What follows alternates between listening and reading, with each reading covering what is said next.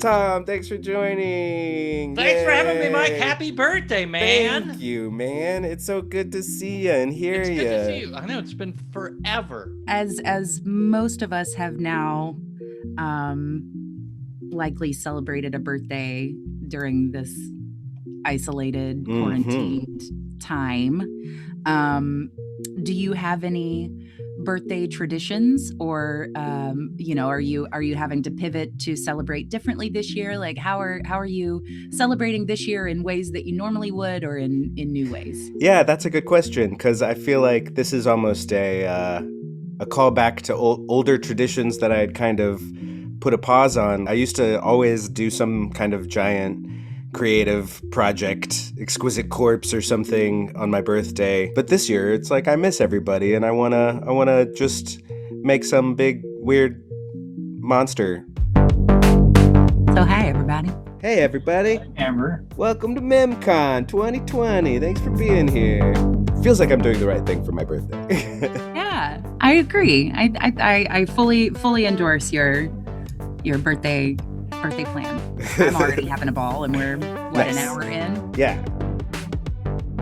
So I know we've been making media for work and stuff, but I'm more curious, like, what kind of media have you been making on your own through 2020? I've been doing a lot of songwriting, a lot of recording. I've done a little bit of crocheting, Yeah. a tiny little bit of painting. It's basically your daily dose of positive stuff to help start your day off right. I just wanted to create something that would be like your morning cup of coffee.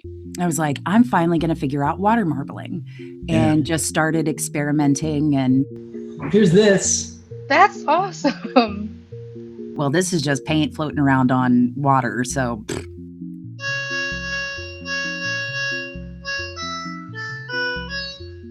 Right, that's me with my very mediocre music skills. You can all hear that? Mm-hmm.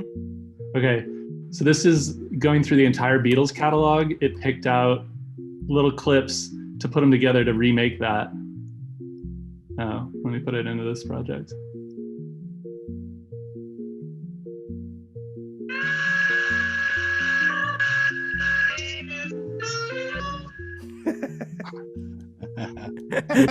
Cool. That's awesome. That's great. I'm calling it Spotify or Shallow Hacks. My dream is kind of to make a karaoke machine where you sing into the mic, but the real version of the song comes out. But you have to kind of get it close, otherwise it kind of messes up. It's the goof of all time. Look, but don't touch. Thank you. I was just gonna say I can turn that into the Beatles for you if you want. Let's talk about media, shall we? I've been watching like popcorn media over and Ooh, over. what you watching? Guys, grocery games and every iteration of that. It's fake, right? Like it's like literally, it's kind of like home improvement television in that you know exactly what's going to happen, and therefore you can like only turn your brain on for the 1% that'll be different. You know, it's like blah blah blah, colors. They're cooking. Turn on your brain. Enchiladas. Turn your brain on. Watch the rest of the show. And I've just been doing that on a loop. Muppets Now. It's like Muppets for the internet age. Like they're putting together an online show, and then every episode has a segment with the Swedish Chef, a cooking show, like a reality cooking show, with where the Swedish Chef pairs up with is versus a professional chef, and they try to make the same dish. So there's one where he's trying to make mole, and it's like. He brings up a mole. He's like, mole. That's the most I've laughed during the whole pandemic. Wrapping the mole in tortillas. Yeah. Oh, it's so cozy. It's nice. It's nice.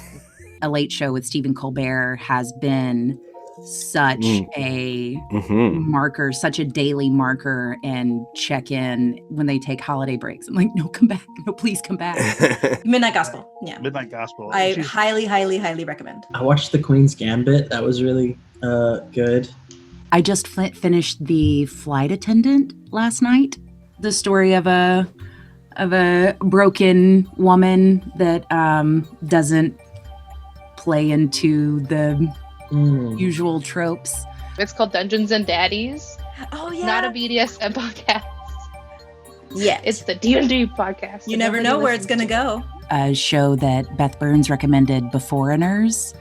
That's an incredible show. Lots of escapism for sure. Yeah. Chinese soap operas are kind of my favorite thing right now. I really, a lot of them are on YouTube for free because China is all about that soft power right now. So, yeah, and generally the ones about the harems of emperors, and there's just so much like, for one, it's gorgeous because it's costume drama, so it's just like all these incredible headpieces and gowns, and against the backdrop of the Forbidden City, and then on top of it, all of the usual like I'm gonna frame you for murder, and I'm gonna poison you so you never get pregnant ever, and all kinds of shenanigans. It's good, one, because it's a story and it's just narrative pulls you out of your own world, but then also because it's in Chinese and I have to really focus on the subtitles to be able to catch everything, it just there's that added layer of focus I have to give it, so that I can't have that nagging issue in the back of my head that's like, oh, but what about your paperwork that needs to be done? It's like, no time for that. I have to read subtitles. I think my favorite piece of media that I've consumed this year would probably be Lovecraft Country. Lovecraft Country completely shook me. It's very good. Everybody's gonna say The Mandalorian, right? Like, Yes, Mandalorian. Don't want to talk about The Mandalorian because that just came out today. Yeah. No. We won't even talk about it at all. Around the holidays, around December, January, that's like my time when I watch all of my space shows, I think. I think that is true. I mean, like, right now we just finished up a season of The Mandalorian. We had 2 separate Star Trek shows running in the last 20 weeks, right? Lower Decks and Discovery. So this holiday season has definitely been loaded with a lot of space stuff. The Expanse just came out with a new season that's running now. Yeah, season 5. So yeah, it's a good time to be in space, I guess. Oh, Avenue 5. Do you want to talk about it, Wyatt? I just really loved that show, and I was very surprised at how well it predicted how we would handle a pandemic.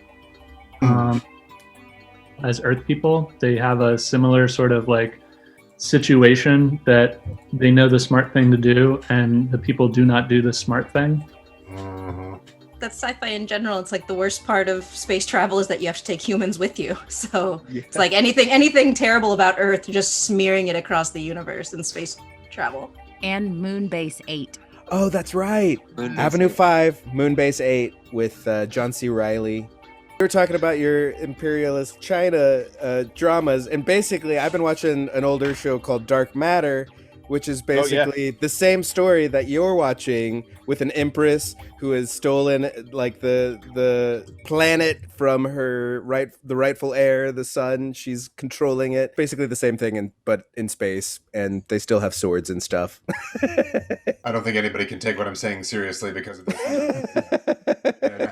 Now I can be taken seriously again. What has kept you grounded during this quarantine? The only thing I have is the sunsets and sunrises. Like those have become like hallowed time almost. Like if it is approaching sunset and I haven't been outside, I will go out there and just stay out there as long as I can. Even just like watching the constellations and the moon and the like all the astronomy that's happening all around us is grounding.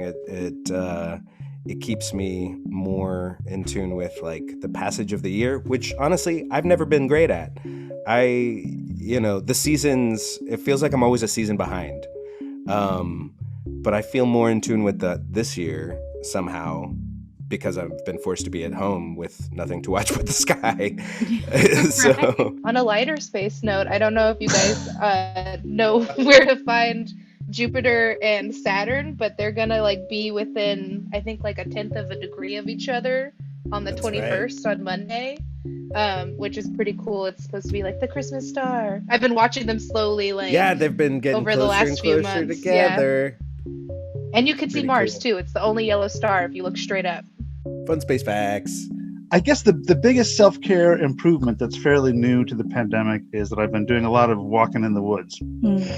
like 2 or 3 times a week. I try to get out there and walk for a few miles. To me, that's so refreshing and restorative, and just makes me feel in a much better mood, despite the fact that it also like fills my face with allergens. Hammock time is, the thing above the ground has kept me the most grounded, I think. I tell them at the beginning that I value relationship over task, and that we're going to start with relationship before we do anything else. And I do something that's called news and goods. So everybody says something that's new and good in their life. Groups of 3 or 4 are always really good, because if someone dropped out, oh well.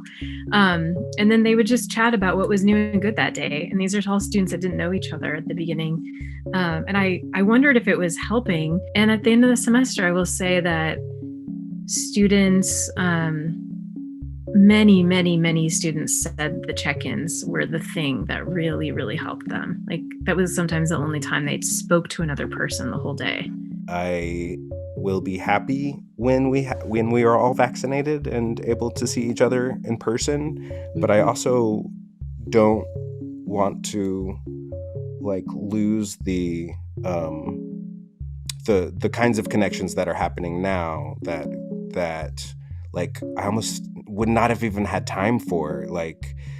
I just let live events suck me in, It's like, what play are we seeing? What two or three plays are we seeing this weekend?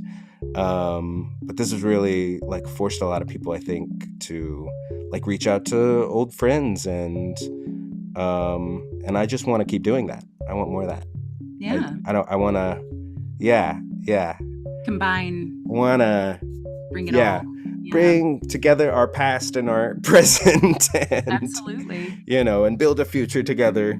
Just that in 2021, and make Mother Earth great again. Yes. Amen. So mote it be. Our job is to figure out what our gifts are and how can we use them to help people. Yeah. And sometimes it gets distracted by, I need to be a star. And that's, are you trying to give or are you trying to get? And that's when you're trying to get. And you are trying to give now. Trying. Amber, I'm interviewing you now. Look at us go. Look at us go. First question, you ready? Ready. It's a hard hitter. Oof. How are you?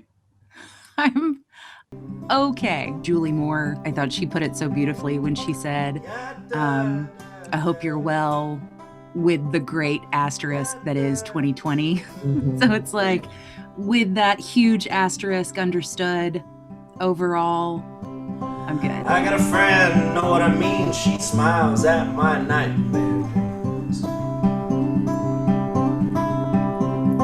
Singing it loud, it's no big deal. That melody will haunt her still. Pink lights on a balcony, tender hearts kissing. It'll break when it bends. I wonder how this one ends. One more time. I wasn't joking when I said it's a hard hitter. I know. That's. I almost teared up for a second. Yeah, so, I'm sorry. You got me. Questions a little loaded these days. Yeah. Well, I'm glad you are well enough. Laugh and sing. Ain't no future, ain't no past, no hot wire, no COVID mask. She plays me like a mandolin, singing like a violin. Feels just like a choir hymn. Ain't never going back again. No, never going back